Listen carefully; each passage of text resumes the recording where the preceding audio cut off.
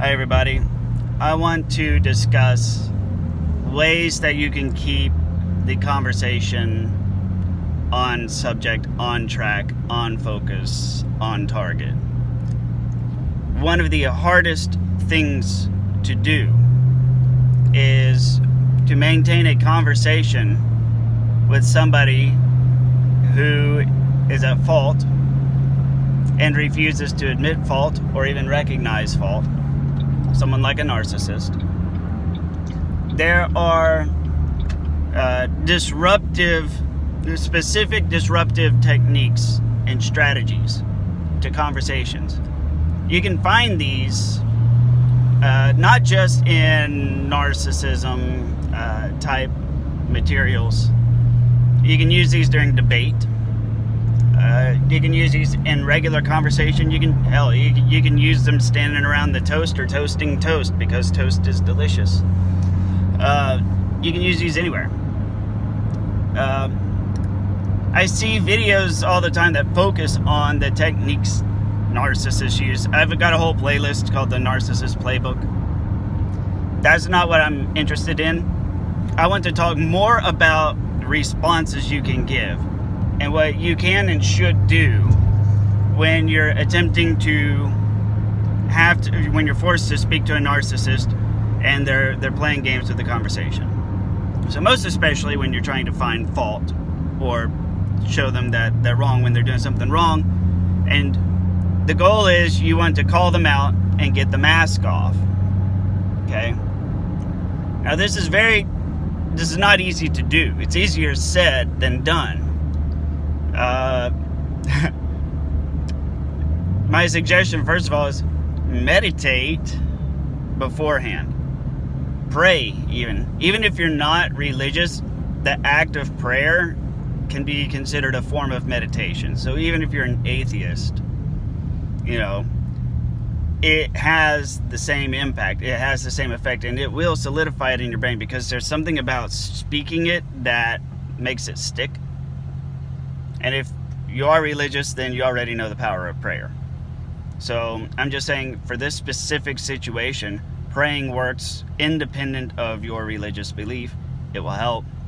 Dear God, please help me stay on track and show this person that what they are doing, A, B, and C, are wrong, and help me focus and stay on track, okay? You really, really need to focus on this, meditate on it, and build yourself up on it beforehand. Don't just get triggered and go grabbing the phone and start, running your mouth. It will not work, okay? You always have to have a plan of attack. So, let's talk about some of the tactics that they use to throw the conversation off, and I'm just going to breeze through this list, and then I'll talk about how you should respond. So, ways that they shift it. Number one, triangulation. So first thing they do is say, well, Huey, Dewey, and Louie are doing it. You're saying that Huey and so you're saying that if you're saying I'm wrong, then you're also saying that Huey's wrong and Dewey's wrong and Louie's wrong. So you're saying 4 people don't know what they're doing? And your response? Yes. And you're welcome. Yeah, it's entirely possible for whole groups of people to be wrong. Case in point, your opposition political party. And that's all I will say. Okay? So they use things like that. Triangulation. Other things they use things like projection. They use blame shifting. They use interruption. Oh God, they love interrupting. They love to change the subject. They love to change the subject and keep it on a different subject, which is basically the same thing as calling a timeout and getting a timeout for themselves. Get you talking about something else while they're coming up with a new strategy. That's the whole difference. That's the whole point of a subject change. And then lastly, they disengage. They hang up the phone, they walk away, they say screw you, they disconnect, they walk away. Now, the whole point of them being in a conversation, they need to be in complete control of the conversation. They will not stay in a conversation that they cannot control. So if they cannot control the conversation, if they cannot control themselves emotionally, and if they know that the mask is going to come off, sometimes they don't mind taking the mask off when it's in private, but when there's other people around, you know what you'll see? You'll see them, they'll recognize it, and they'll just straight up stop. And they'll say, well, you're just stubborn, and they walk away. So that's usually the end result. When you get them to give you the silent treatment and walk away, that means that they were unable to control the conversation. They recognize they're not able to control it, and so they disengage. Because at that point, what they would rather do, they put a little pin in it. They're like, okay, I can control this conversation, just not right now. So we'll put a little pin in it until such time as whenever I can control the situation and the outcome. And that's actually what they'll do. They'll pause it. They'll say, okay, obviously, whatever, so-and-so's in the zone. They're in rare form. They're not being manipulable at this point.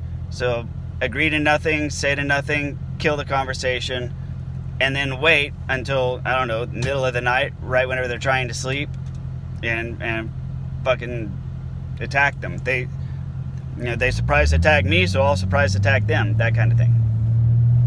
So that's kind of sort of how these conversations will end.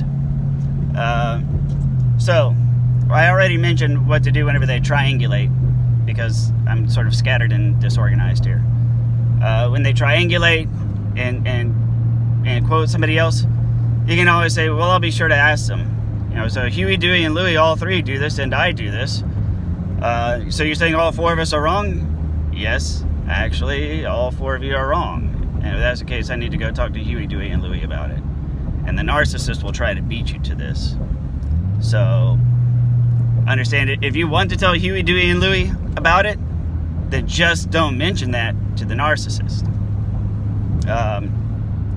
Because if you say you're going to do it, they'll try to beat you to it. If you say, yeah, all four of you are wrong, but that's none of my business, and as far as I'm concerned, I'm not getting involved. You say you're not going to get involved, they probably won't either. But they may, just in case.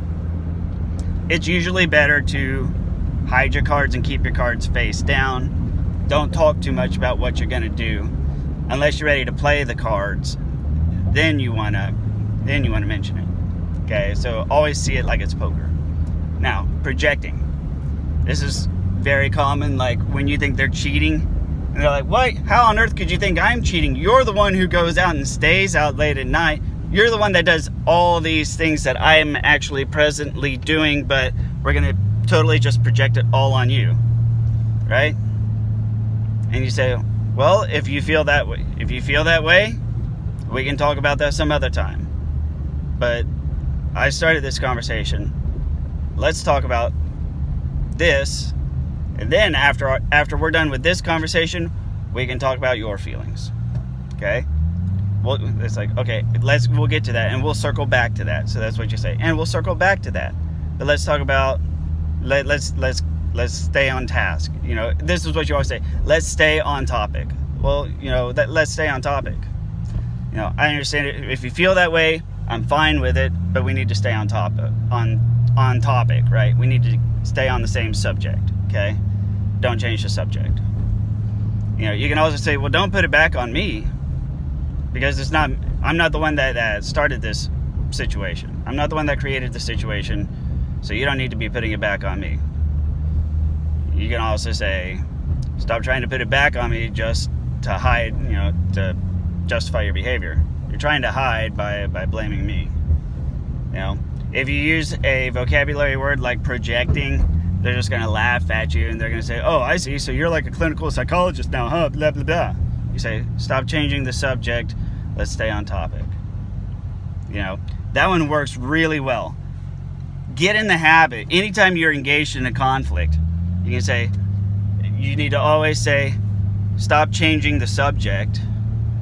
Stop changing the subject. Stay on topic. Stop changing the subject. You're changing the subject again. Changed it again. Changed the subject again. That's not what I'm talking about. That's what you're talking about. We'll get to that in a minute. They say, oh, so you just want to ignore my feelings. We'll get to them in a minute. Let's finish up what we're talking about. Then we'll get to that. So there has to be an order. There needs to be an order in which we discuss these things. So always try to do that. So they'll blame shift. They'll say, well, the only reason I did this is because you did blah, blah, blah. And so whenever they try to blame you for something, and you say, it's not my fault.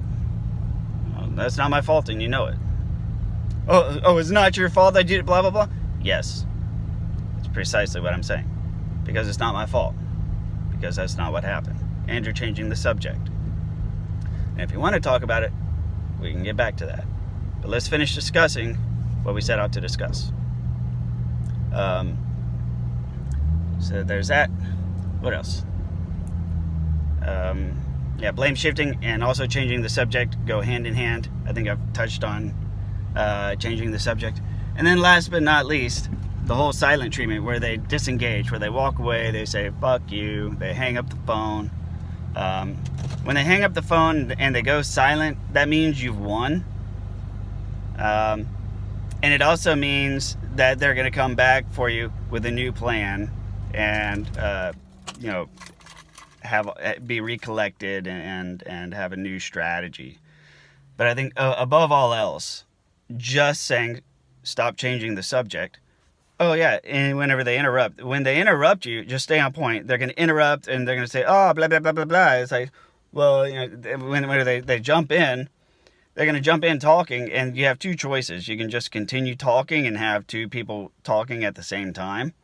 But what they want to do is, when they interrupt, that's also an attempt to change the subject. So just about everything is meant to change the subject and to put focus on you. So, again, after every statement they say, your key phrase is, well, stop the subject. Now you're changing the subject. That was it. Oh, that was my stereo.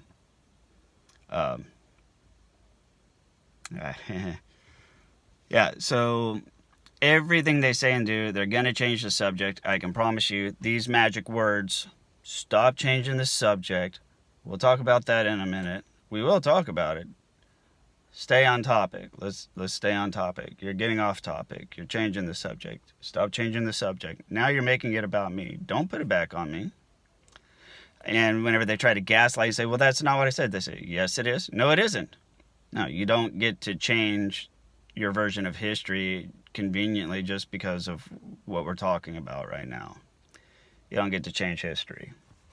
I'm not changing anything. Yes, you are. But in any case, it doesn't have anything to do with what we're talking about right now. So stop changing the subject.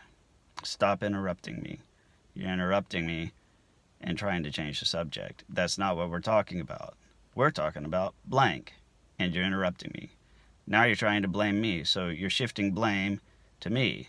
Now you just want to get me talking about my behavior, and that's not what we're talking about. We're not talking about that right now. We're talking about this other thing. That's not why I called you. That's not why I wanted to talk to you. That's not what I wanted to talk to you about. But that's not what we're talking about. You're talking about something else entirely. That's a whole other subject. That's not even related to what we're talking about. And that's a big one. That's not even related to what we're talking about.